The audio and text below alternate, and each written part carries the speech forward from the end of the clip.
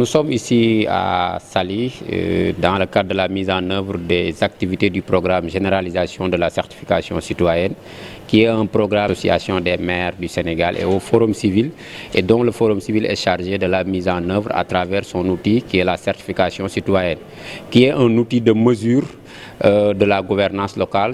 Pour dire juste que c'est un outil qui permet de mesurer la qualité des services publics locaux du moins rendus par les collectivités territoriales.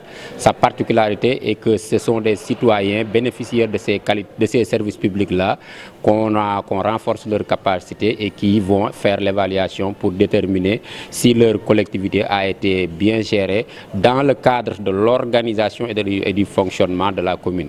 Pour préciser juste que c'est un outil qui ne gère pas ou bien qui n'évalue pas la gestion financière de la collectivité, mais plutôt comment la collectivité est organisée, comment la collectivité fonctionne pour pouvoir donner un service public local de qualité aux citoyens. Voilà, aujourd'hui nous sommes dans le cadre toujours de la mise en œuvre des activités pour faire un atelier de renforcement de capacité sur deux thèmes que nous jugeons également importants, à savoir la gestion de projet et la maîtrise d'ouvrage.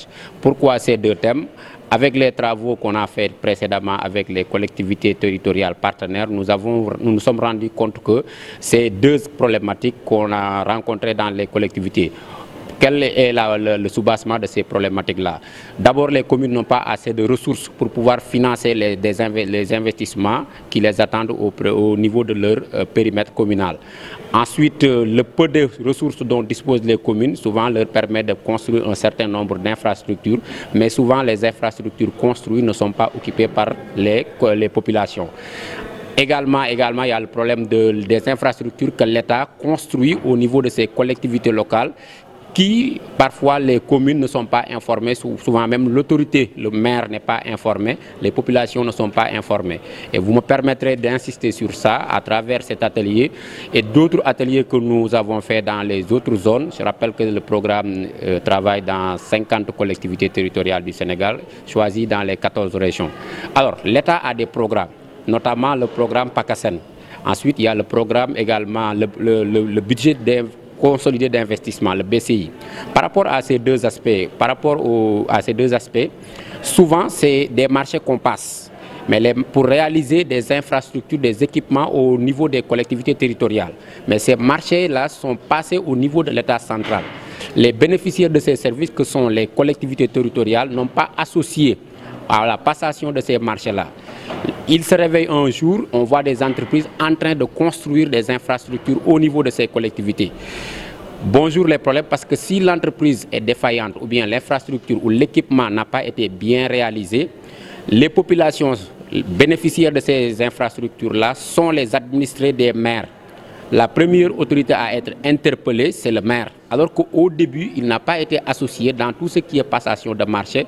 Il ne connaît même pas l'entreprise. Et ce qui est pire, c'est que quand il vient poser la question à l'entreprise pour savoir ce qu'elle fait là, ou bien avoir les documents concernant cette infrastructure ou cet équipement-là, en général, les entreprises le reboursent pour leur dire que vous n'êtes pas notre interlocuteur, effectivement, parce qu'ils ont passé un marché avec un autre, avec l'État du Sénégal, c'est-à-dire au niveau central.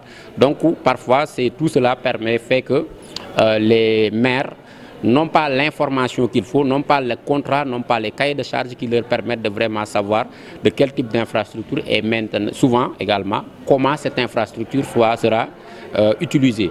Donc les problèmes viennent, on attaque les maires, mais souvent les maires ne sont pas responsables de ces problèmes-là. Voilà un certain nombre de problèmes. Par rapport au budget consolidé d'investissement, souvent c'est, l'AGETIP qui gère tout ce qui concerne la réalisation des infrastructures et des équipements.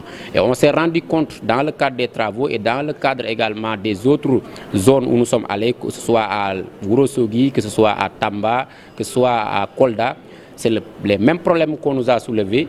Il y a beaucoup de ces infrastructures et équipements que l'AGETIP devrait réaliser. Souvent, la réalisation n'est pas bien faite. Ils ne sont même pas informés qu'il y a réception. Les ouvrages ne sont pas parfois réceptionnés et les gens occupent ces ouvrages-là à leurs risques et périls. Maintenant, comme je l'ai dit tout à l'heure, le problème que cela amène souvent, quand il y a dommage, toujours le premier à être interpellé, c'est le maire. Alors parce que l'infrastructure est dans son périmètre communal. Les citoyens ne verront pas que c'est une infrastructure construite par l'État du Sénégal, mais ils diront que c'est le maire parce que c'est dans le périmètre communal. En tout cas, nous faisons vraiment une vive recommandation à l'État du Sénégal pour que ces projets-là et ces programmes-là, le montant qui est alloué aux collectivités territoriales puisse leur être transféré dans leur budget pour que les communes passent par elles-mêmes les marchés et désignent l'attributaire de ces marchés-là et pourront vraiment contrôler au pas à pas dans la construction, mais dans la passation, la construction, mais également faire le suivi des travaux pour que vraiment qu'ils puissent avoir des infrastructures de qualité. Ailleurs dans la collectivité, pour des raisons, je ne sais pas quoi, mais en tout cas, ça c'est des problématiques qu'on a notées dans le cadre de ces formations.